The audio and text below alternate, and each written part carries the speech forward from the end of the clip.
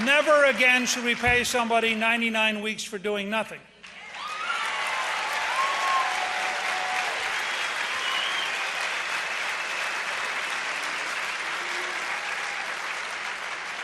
In 99 weeks, you can earn an associate degree.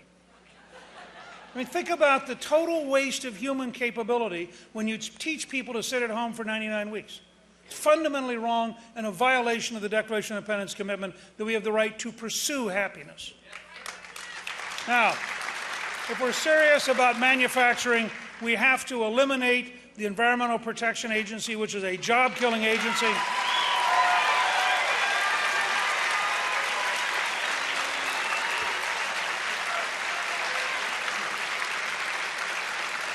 We should replace it with a brand new Environmental Solutions Agency made up of new people, and the #1 requirement should be common sense. It should also have to take into account economics. The idea that at the highest gas prices we've had, they are looking at a regulation that would raise the price of gasoline 25 cents a gallon tells you how utterly, totally irrational EPA is today and why we should replace it with a new agency. Not try to reform it, because the people in it have been self-selected to be radicals who are anti-business, anti-local control, and seek to dictate to America. We also need a 21st century Food and Drug Administration whose job is really simple. Be in the laboratory, understand the science, and accelerate getting it to the patient so we save as many lives as possible, as rapidly as possible, and in the process, we create hundreds of thousands of new jobs, dominating the world market in healthcare. We need a 12.5% corporate tax rate. That's the Irish tax rate. It makes us tremendously competitive in the world. It brings home $700 billion in profits that are locked up overseas. It enables our companies to compete. And I say to my liberal friends, at 12.5%, General Electric will actually pay taxes.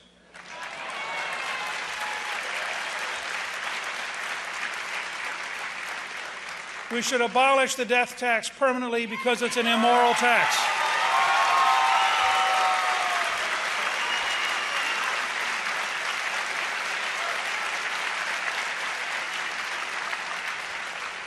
You know, when Governor Romney released his taxes, the liberals were shocked. He was only paying 15%. Their answer was to raise his taxes. I'm a conservative. I believe our goal should be to get your taxes down to 15%. Now, how do you do that? We have in my plan something we got from Hong Kong, care of Steve Forbes. Hong Kong has had for years a two-track system. You can keep the current code, all the red tape, all the deductions, all the forms, or you fill in one page, here's how much I earned, here's how many dependents, here's 15%. And here's what I want to say to the establishment, because they're going to jump up and say, this is not revenue neutral. They're right. This is called a tax cut. And I have a simple principle. And I want you to understand this because this is going to become a huge argument inside the Republican Party. I worked and helped balance the federal budget for 4 consecutive years, the only 4 years in your lifetime. So when people say, oh, Gingrich is being irresponsible, none of the people saying that have ever balanced the federal budget. We'll get a federal budget balance, but I have a single principle. My intention is to shrink spending down to the level of revenue, not to raise revenue up to the level of Obama's spending.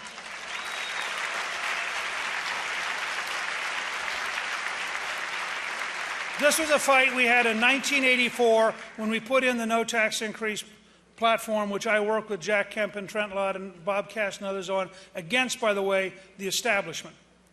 And our principle was simple. We are not the tax collectors for the welfare state. We are not assigned the job of going out to raise extra money so liberals can give it away. We are, in fact, interested in a tax code that creates jobs, that maximizes freedom, that gives you a chance to take care of your family, your neighborhood, your charities, your church or synagogue, and that's a fundamentally different model than the establishment model, which is oriented towards government. And we will not tax the American people for Barack Obama's credit card. Now, how do you get to a balanced budget then? You cut spending, you cut taxes to maximize economic growth, you reform government, and you use American energy. At 4.2% unemployment, which was the rate when I left office, Social Security is safe for a generation.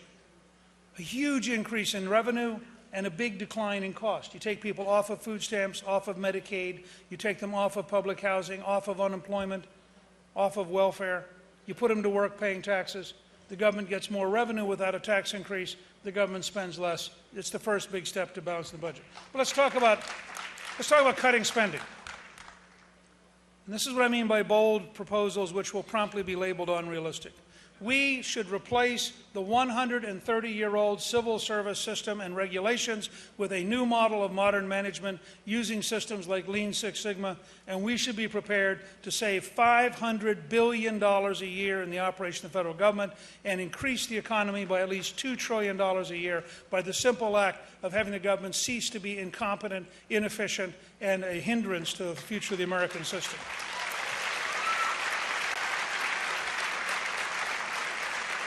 We should look at cutting spending by looking at every single agency, and we should start by abolishing the Department of Energy, which has been a total failure since it was founded. We should apply the system of American Express, MasterCard, Visa to cutting out fraud. We can save $60 to $110 billion a year in Medicare and Medicaid alone by going to modern systems that work. That's almost $1 trillion a decade just in that one zone. We should apply the 10th Amendment. I'm delighted that Governor Perry has agreed to head up a project to develop for the platform this summer, for a contract this fall, and for a bill in January, a 10th Amendment implementation to return power back home.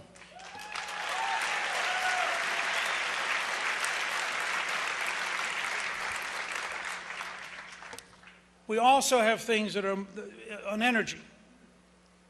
I believe that we have an obligation to open up the American system to produce the maximum amount of oil and gas for three reasons. Keeping the $500 or $600 billion a year at home strengthens our economy. If we maximize production, our goal should be to get back to $2 a gallon gasoline to prove to the American people that the free market works in a practical way that affects your life. Now, this isn't pie in the sky. This is pure supply and demand. When you realize that North Dakota alone has 25 times as much energy as the U.S. Geological Survey thought 8 years ago, 25 times as much. And we're not allowed to look at Alaska, where we own 69%, an area 1.5 times the size of Texas. We don't look offshore. I mean, Obama's been an anti-American energy president, and every American pays the price every time they go to a gas station.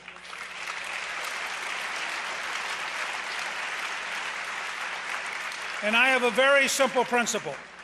We want to ensure that no future president ever again bows to a Saudi king, period.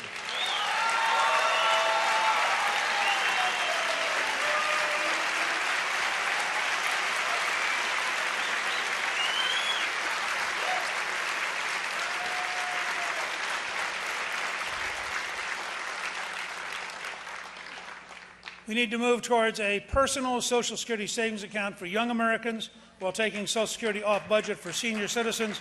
And we need to make sure that no politician ever again lies to our senior citizens by threatening to keep from them checks that they earned and that they deserve, because the trust fund is there even if there's no trust in Barack Obama.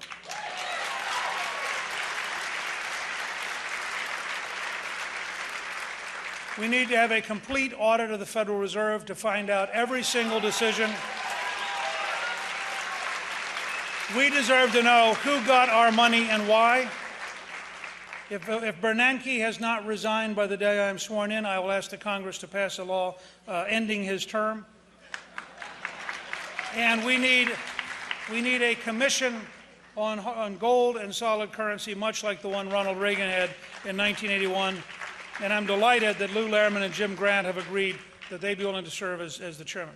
Let me close on two big topics that are very, very important and that aren't about the economy. First, this administration is waging war on religion, but so are the courts. This is why we need a movement that's bigger than just beating Obama. We need a movement that understands we're going to change the Congress, the White House, the bureaucracies, and where necessary, the courts. And we all need to understand how real this is. This country was founded by people who came here in order to avoid religious persecution. The very basis of this country was religious liberty. Our core document says we are endowed by our Creator with certain unalienable rights. And Barack Obama seeks to cut across those, and I frankly don't care what deal he tries to cut. This is a man who is deeply committed. If he wins re-election, he will wage war on the Catholic Church the morning after he's re-elected. We cannot trust him. We know who he really is, and we should make sure the country knows who he really is.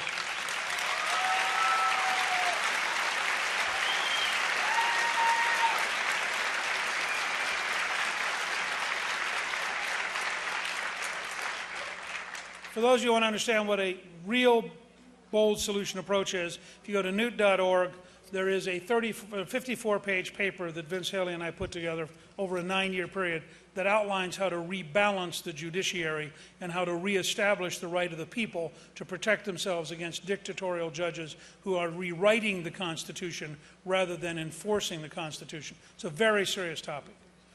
Finally, this is an administration which lies about who our enemies are, refuses to tell the truth about what threatens us, is blind to the dangers we are running, seeks to weaken radically our defense system, has crippled our intelligence system, and is making a series of decisions around the world that are stunning in their misunderstanding of the nature of reality. Today we have Americans held hostage in Egypt, precisely like Jimmy Carter with hostages in Iran in 1979-1980. Today we have the person who helped us find bin Laden has been arrested by the Pakistani government. Now, what more do you need to know? They didn't say, oh, this is terrific, you helped find the most wanted terrorist in the world. They said, this is terrible, how could you help the Americans? We need a profound national debate about our entire policy, and it needs to start by telling the truth about radical Islamists who seek to kill us.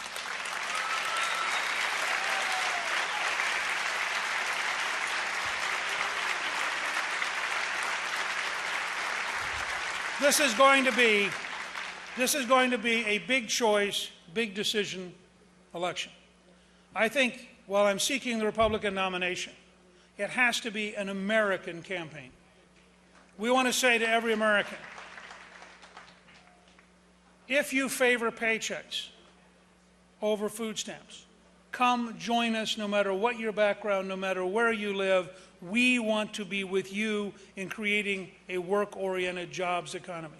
We want to say to every American, if you believe that honesty about our enemies, strength in our defense, and competence in our capabilities is vital to our survival, come join us. We don't care who you once were. We don't care what you once did. We need every American who wants to defend America to come together for this campaign. And finally, we need to say to every American, if you believe in the Declaration of Independence, you believe in the Constitution, and you believe in the Federalist Papers, then we want you to be with us. We understand others will be with Saul Alinsky, Barack Obama, and radicalism, but everybody who believes that we are endowed by our Creator, that our rights are unalienable, that we have the rights to life, liberty, and the pursuit of happiness. We want you to come from every background in every community in the country. I need your help. I hope you will go to newt.org. I hope you will sign up. We are running a people campaign. We don't have the scale of money that some of our competitors do, but we do have a plan. We are gathering together a team. We have a conservative dream team of people like Governor Rick Perry, Herman Cain, Fred and Jerry Thompson, Todd Palin, Chuck Norris, J.C. Watts, Kellyanne Conway, Linda Upmeyer, Oliver North, a tremendous team. But in the end, we need you. If we can be together, there are many people, you can keep mentioning, we love more names, feel free to go to newt.org and add more names. If we will, and I mean this with all the years I've worked in this party and this movement, this is the year to reset this country in a decisive, bold way. We need to teach the Republican establishment a lesson. We are determined to rebuild America, not to manage its decay, and with your help, that is what we will do. Thank you, good luck, and God bless you.